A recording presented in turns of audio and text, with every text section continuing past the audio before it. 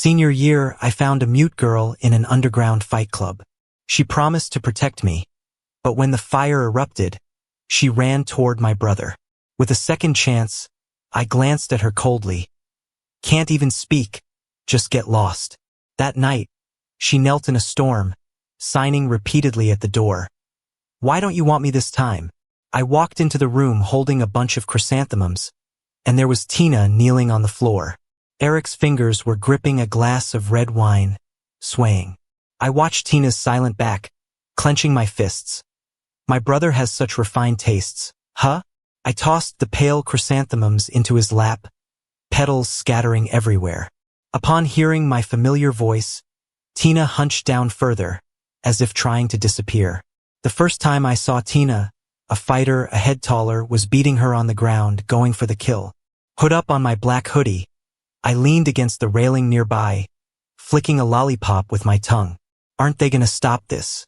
She lay still, hardly moving. When I fell down, I'd go alone to the underground fight club. The sounds of punches landing felt like a jolt to my numb nerves, making me feel alive again. Here, someone dying wasn't unusual. I frowned, ready to leave, when I heard a rustle behind me. She struggled to stand, body bruised yet somehow brimming with a sudden strength, hitting back fiercely. It wasn't until later, amid the crowd's cheers, that I understood why the tables had turned. They had insulted Tina, calling her a mute bitch. She was lucky not to be killed. Mute bitch. Eric's eye caught my workbook. My dear little brother, you think she's giving you the silent treatment because you said her grades sucked? Don't be naive. Last night, when you were trying to reconcile, guess what we were doing? Bully her? She can knock me out with one punch. Would she do this if she didn't want to? Just a bit of fun. Never tried it, brother? Eric squinted, his words laced with smug arrogance. And that's Tina for you. When I saved her, half dead, and brought her home, she'd rather burn to death with a fever than let me take care of her. She was stubborn, guarded, full of distrust. No one could force her without her consent. She had nothing, feared nothing. That's what she often said. But when did it change? Was it when Eric fed her cake in the abandoned classroom, and she didn't refuse? Or when Eric showed up disheveled at my house? Or was it on some night she didn't come home? Feeling a surge of anger, I hurled my heavy workbook at her back. The workbook served as my outlet. Tina, look at me. Just shake your head. I'll pretend this never happened. Eric was a bully at school. Who knows if Tina had some dirt he held over her? A bit late to realize, was this me making excuses for my girlfriend? Tina looked up. I wanted to find humiliation, doubt, or reluctance in her eyes, but there was none. There was nothing at all. Don't push my darling too much, little brother, Eric said, half bent, his chest against her shoulder, rising and falling slightly. Great, just great. Since I was 10, when Eric and his gaudy mother burst into our home, he never stopped taking from me. My toys, my pencil case, even my girlfriend. Whatever he wanted, he took. He was like this sticky goo on my back that wouldn't come off. I could punch Eric out, but he'd always snatch what's mine. I once thought Tina would be an exception. After all, she once took me to the hospital 5 miles away when I was burning up with a fever, hands trembling. She followed silently behind me on every late night home. In her notebook, she awkwardly wrote, "Only like Ben." I turned and left, shoving a 3-tiered cake tower to the floor, walking downstairs without looking back. The fire began to spread at that moment. It started as commotion below, then thick smoke filled the air. Screams, running, alarms. I couldn't hear any of it, just felt a stabbing pain. I instinctively looked back at Tina. She hated seeing me upset. Usually, she'd awkwardly hug me, thumb brushing under my eyes. But as the burning beam trapped me, she turned and ran to my brother. Not a hint of hesitation. Am I really buying our fighter? That noise again, and there was the scarred face of the fight club owner in my view. Behind him, Tina stood, bruised and looking at me with those familiar, loving eyes. I was reborn, brought back to the day I bought Tina. I squeezed the card in my hand, edging back. Can't even speak. Let her go. Walking out of the club, I heard the owner's voice. Knew it. Where's he get the money to buy my star fighter? Truth is, while my dad's clueless at home, I've never lacked food or clothes. That's how I could afford to buy Tina out from the club last time. Heal her wounds, teach her to read and write, and slowly warm her heart. But this time, I don't want to. No matter who it is, they end up with Eric. Flames of the past still flickered in my eyes. I quickened my pace and ran home. Dark clouds covered the sky, heavy rain bringing a haze. I was about to head upstairs when I saw a familiar figure kneeling by the window. Rain poured down her back, and I squinted, recognizing her hand signals. Why don't you want me this time? A purple lightning streaked the sky, as steam rose with the rain. I opened the door. Drops clung like venomous insects to my feet, chilling me. What are you doing here? I glanced at her coldly, stepping further inside. She was soaked to the bone, her white shirt clinging to her waist and stomach with every breath. Tina's throat was scalded by boiling water, forced on her by her drunken mom when she was 7. She doesn't like being called mute, nor does she care for sign language. If I hadn't visited an orphanage as a kid, I wouldn't even know what she was saying. Tina pressed her lips tightly, the mistiness in her eyes indistinguishable from rain or tears. Every time she makes me mad, she wears that same expression. The distant rumble of thunder softened my resolve for a moment. Get inside already. Don't just die at my doorstep. She got up unsteadily, and I remembered she once told me that when she was 12, she was viciously stomped on for winning against the wrong person. Her right knee never fully healed. With a glance away, I handed her a towel. Dry yourself and leave when the rain stops. Tina's hand was still wet, hesitantly pawing my hand like a small animal. Always like this. The first time she sneaked off to some underground fight club and came back battered, she reached for my hand the same way. I looked away, pressing my palm with exasperation. Can't speak? Fine, but can't you listen? Avoiding her, I raced upstairs. In a past life, I recalled her running towards Eric's back. Haven't I had enough of betrayal? That night, the thunder dragged on. I slept restlessly, fire licking my spine in dreams. When I woke, soaked in sweat, Tina was gone. The towel was neatly folded on the coffee table. Maybe because she never had a concept of home growing up, in a past life she was always so into household chores. I'd tease her while sucking on an ice pop saying she was the perfect wife, which would turn her ears red. Thinking back now, it was kinda childish. Why did I so easily dream of a future?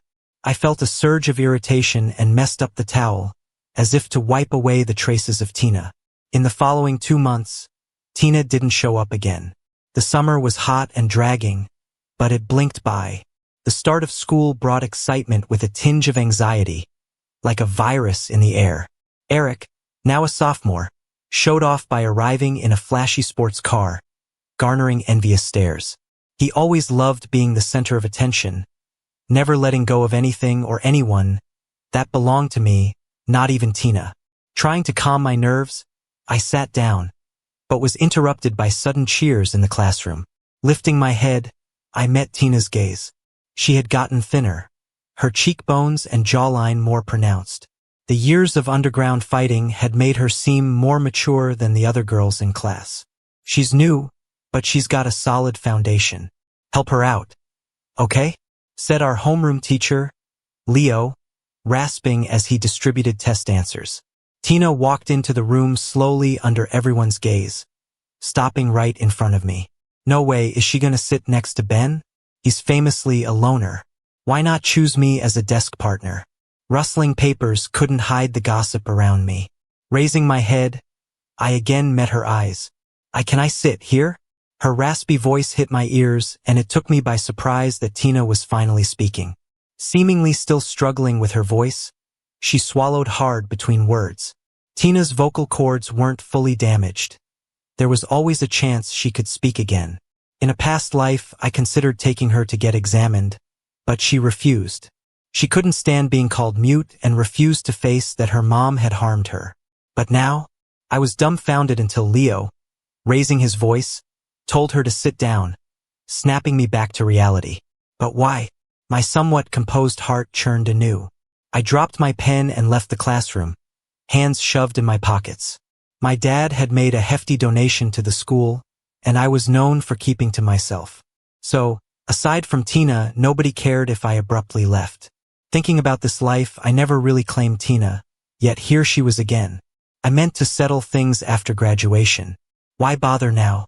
Skipping stones into the school's artificial lake, I sensed Tina behind me. I know you're mad, she said, impatient yet raspy from saying too much. Tilting my head, I stood slowly. Oh, why would I be mad? Because you left without a word and got cozy with the brother I detest? Or because you abandoned me in the fire? I poked her chest, closing in on her. Tina's eyes flickered, her mouth opened, but no sound came out. She's reincarnated too. But if she's willing to die for Eric, then why come after me now? I pointed to the water behind her.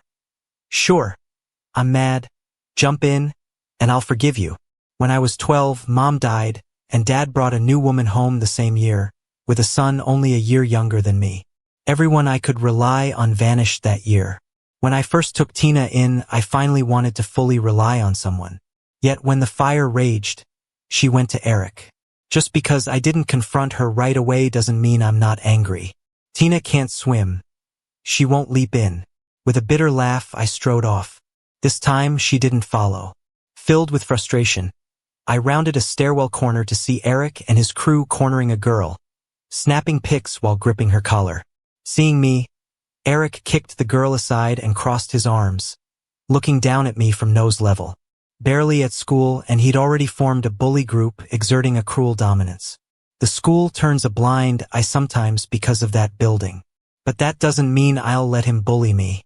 I heard there's a new transfer student in your class. I heard he's built pretty well. As he got closer, he tapped my shoulder with his long fingers. I brushed his hand and slapped him across the face. Eric looked at me in disbelief, and his little followers stepped back, scared. Just a bunch of girls after money, they run the fastest in trouble. You and your mom, the mistress, you're two of a kind. Loving the scraps? Why not work in the cafeteria then? You're neither tall nor short, neither fat nor thin, just a nobody. With each slap, I made him stagger back. Eric, always dieting, can't handle someone like me who loves the underground fight club. Mad? Even if he's mad, he can only get beat by me. I straddled him, and the sound of my slaps echoed through the hallway. Eric's always been a bully, so no one even pretended to stop us. Ben, are you crazy? Eric's words were slurred and broken from the beating.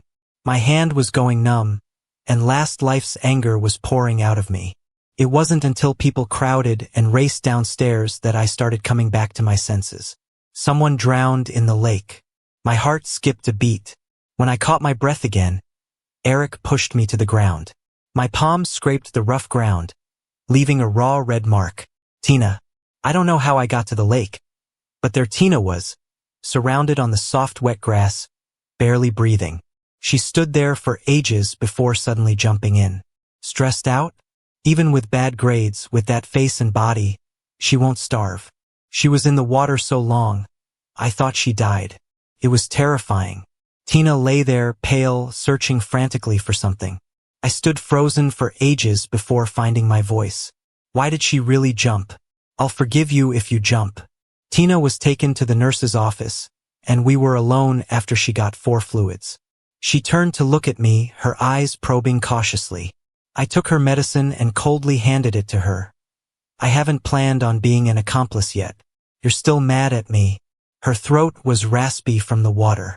Tina, you might think reincarnation is just a story, but I believe. She cut me off with firm eyes. Honestly, I suspected when she knelt in the rain. Nobody likes being let down, especially me. I continued. No one's more cowardly than me. My wounds take forever to heal. Her eyes darkened a little. After a long silence, she gently touched the scars on my back from the fire, asking each word deliberately. Does it hurt? I turned away, sniffled, and wiped away tears. I'm not done with you yet. Take care of yourself, don't die. Returning to class, a pile of papers waited on my desk. I buried my head deep, the ink smell stinging my eyes. Tina stayed in the school hospital for 3 days before coming back to class. To outsiders, she just slipped and fell in the lake. The school questioned it but went ahead and added layers of guardrails around the lake. Tina got famous because of it. People lined up to see her before class. I sat by the window intercepting all love letters for her. No, she spoke with difficulty. Lately, she toned it down, no longer staring at me constantly. But she still handed me a pen if I lost one and stuffed my desk full of lollipops. I tossed the pink letter onto her desk. You don't want it? Do I want it then? Feeling a weird irritation, I was about to leave the classroom when I ran into Eric. This time, his lackeys were gone. After I slapped him in public, he angrily sought school justice. This face, how's it so promising? Why didn't I notice before? As for brotherly matters, what can the school do? The balding teacher, looking troubled, spread his hands. He uses my dad's influence to do as he pleases at school, which has bothered the admin for a while. The school can't do much, but I, as his brother, can settle family matters. I popped a lollipop in my mouth. My tone wasn't exactly friendly. What's up? Why the nerves, big brother? Just a family matter between us. Family matter? What's there to talk about between a man and a beast? He clenched his fist and took a half step forward. Tina, for the first time, bravely gripped my hand, standing between us to shield me. Her slender figure enveloped me.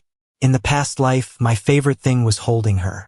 She was so delicate, but hugging her brought a strange sense of security. She finally spoke, though struggling. If you've got something to say it to me. Eric sneered, looking Tina over with a nasty glint. Sweetheart, you still owe me a wedding. Tina clenched her fists, her back trembling. She didn't dare to look back at me. These two were even romantic.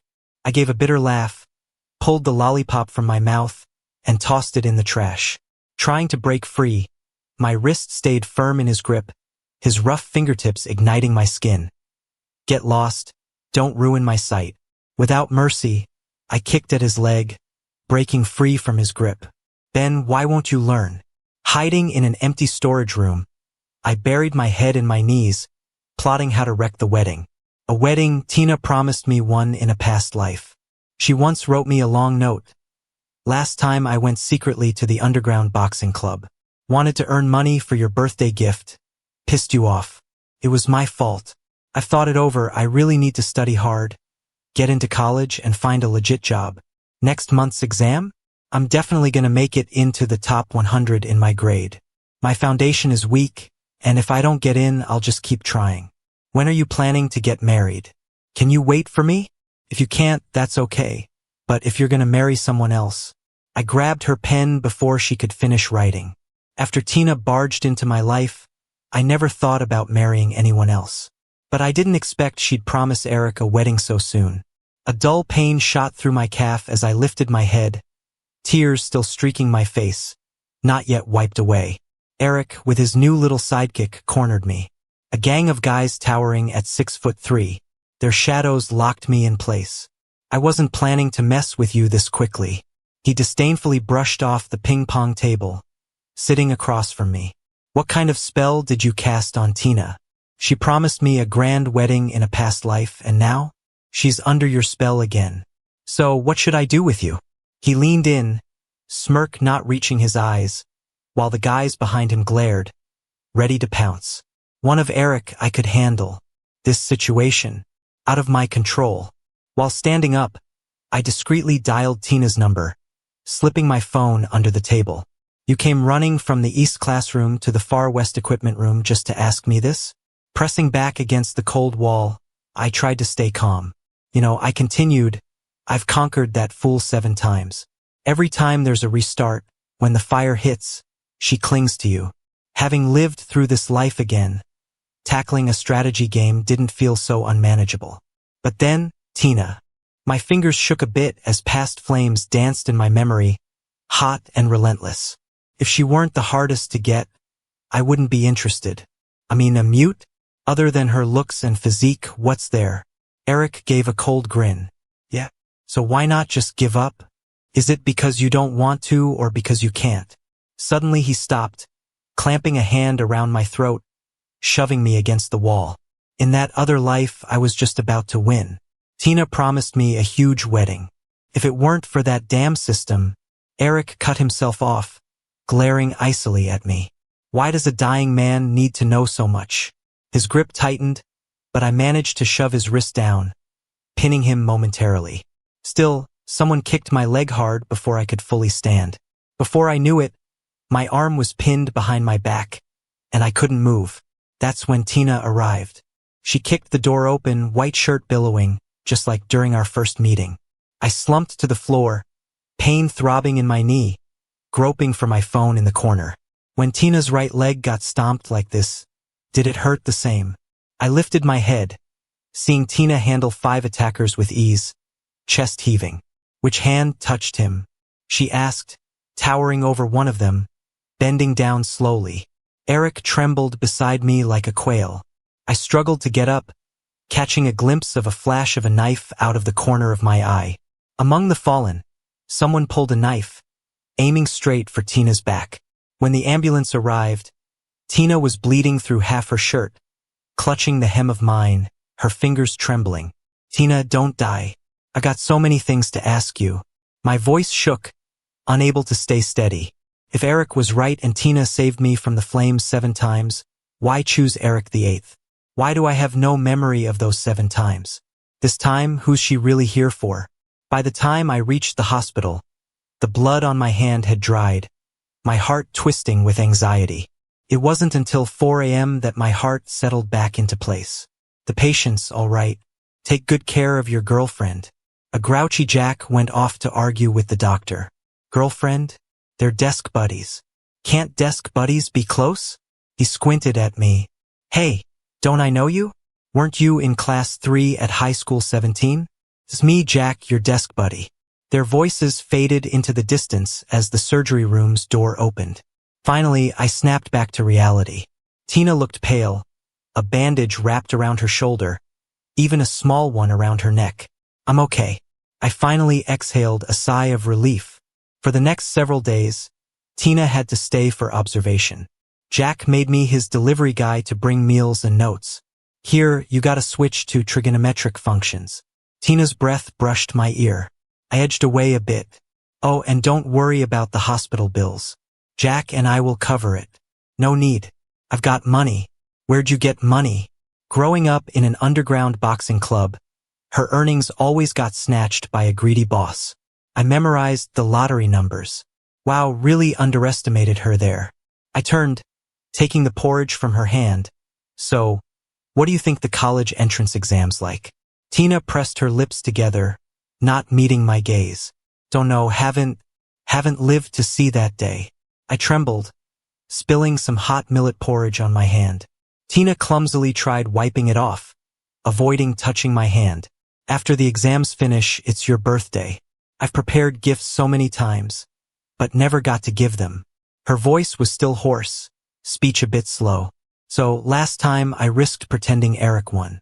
I'd seen how the system disliked him, so during the energy flux, it left him. Before, he'd try to win me over, and if he thought he might fail or get bored, he'd use a fire to restart.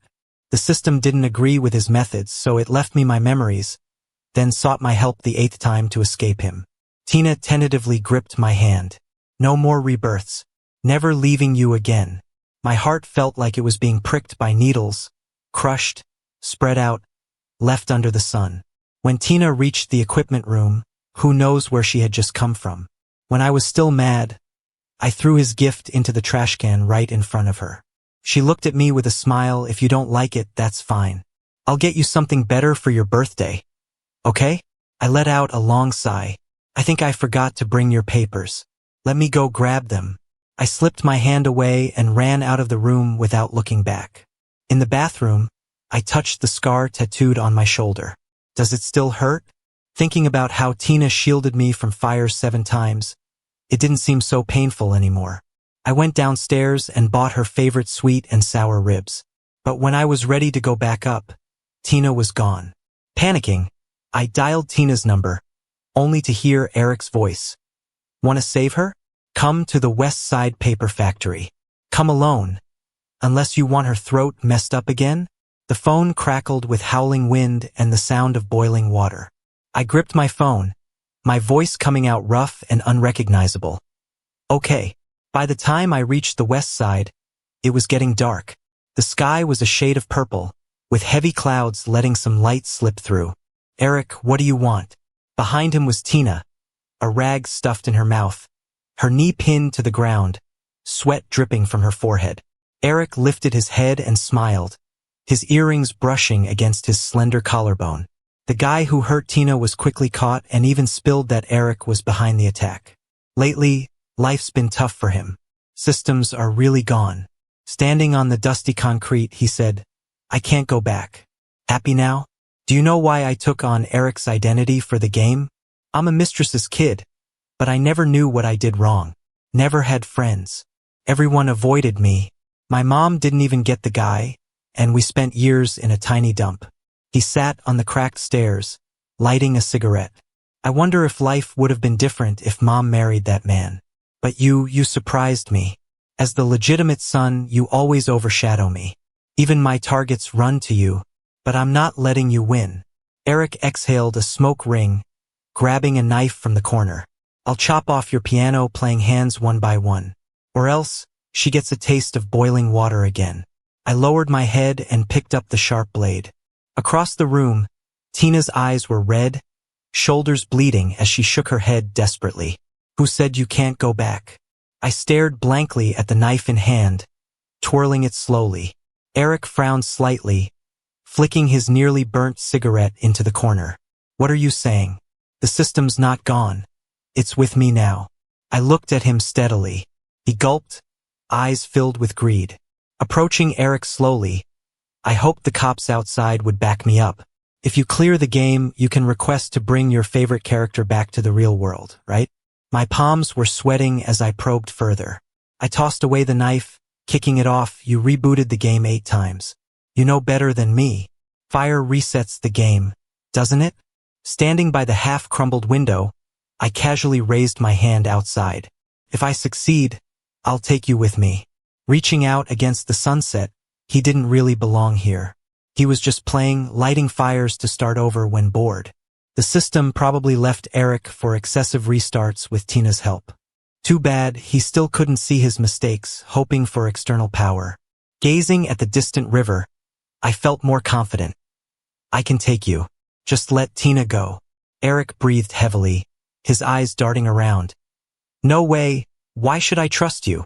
Everyone's outside, and it's poured for days. Fire's unlikely.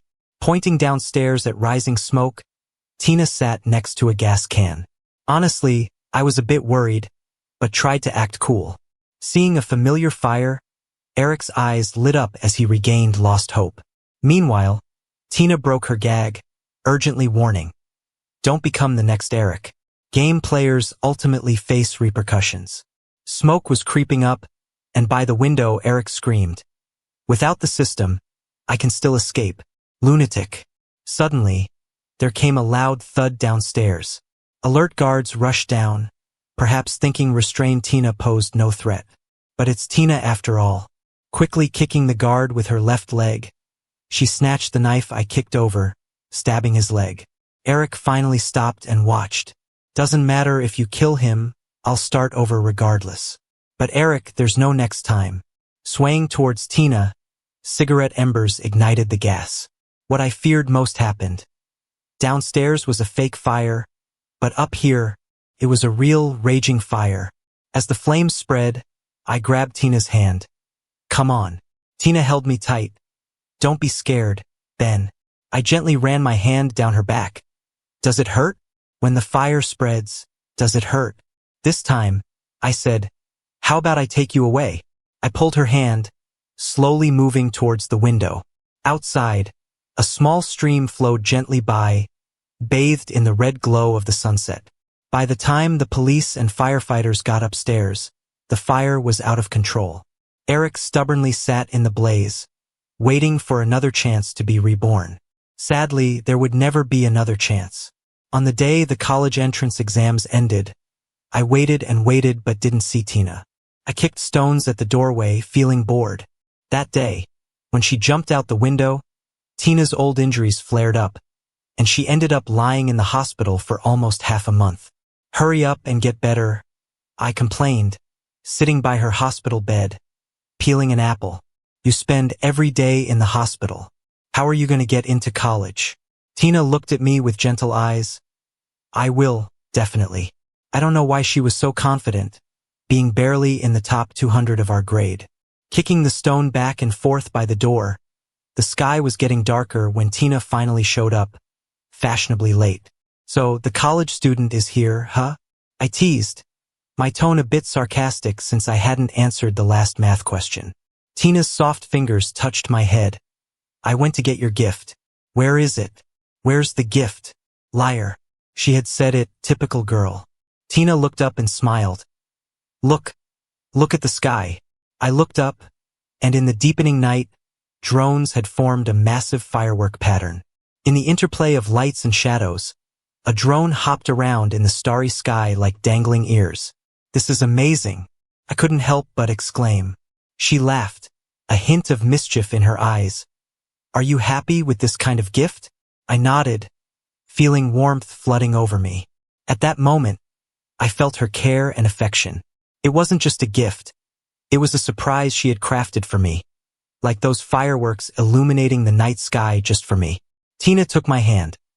Let's go for a walk and talk about what happened today. Looking at her, I thought having such a thoughtful and gentle girlfriend was the luckiest thing in my life.